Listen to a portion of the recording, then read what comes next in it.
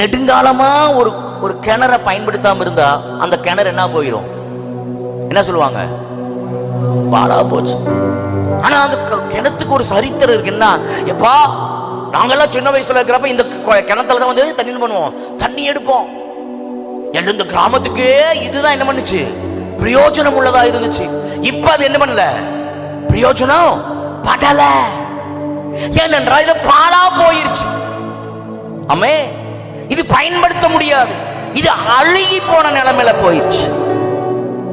ஆனால் இன்றைக்கு கர்த்தர் சொல்லுகிறார், அழுகி போன நிலையில உன் காரியம் இருந்தாலும் நான் அதில் ஒரு புதிய ஜீவனை உண்டாக்கி அதை திரும்ப நான் கட்டப் போகிறேன். அல்லேலூயா.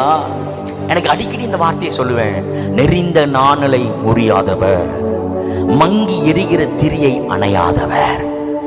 நான் ஏற்கனவே சொன்னது போல ஏன் தீர்க்கதரிசிகளை கர்த்தர் எழுப்பினார் என்னவென்றால், நோக்கம் உடையவர்களை, தரிசனம் உடையவர்களை, தேவனால் கண்டெடுக்கப்பட்டவர்கள், அவர்கள் விடாய்த்து போய் சோர்ந்து போய் துவண்டு போய் உட்காரும் பொழுது தேவன் சும்மா விட மாட்டார். மனுஷன் சும்மா விட்டுருவான், ஆனா தேவன் சும்மா விட மாட்டார். அவனை மீண்டும் கட்டி எழுப்ப வல்லவராய் இருக்கிறார். அதனால அதை என்னால வர முடியல, தீர்க்கதரிசிகளை அனுப்புறார். நல்ல அழகா நேர்த்திய அவர்கள் மீண்டுமாய் வாசித்து பார்த்தா தெரியும். ஆமென்.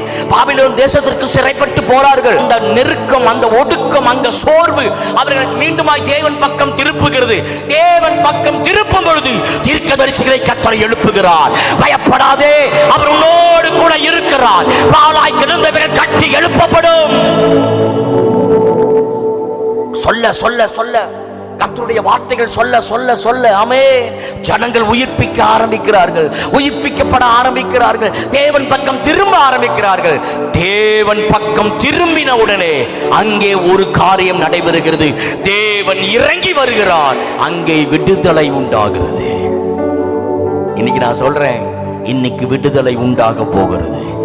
நெடுங்காலமாய் பாழாய் கிடந்தவைகள் கட்டி எழுப்பப்பட போகிறது.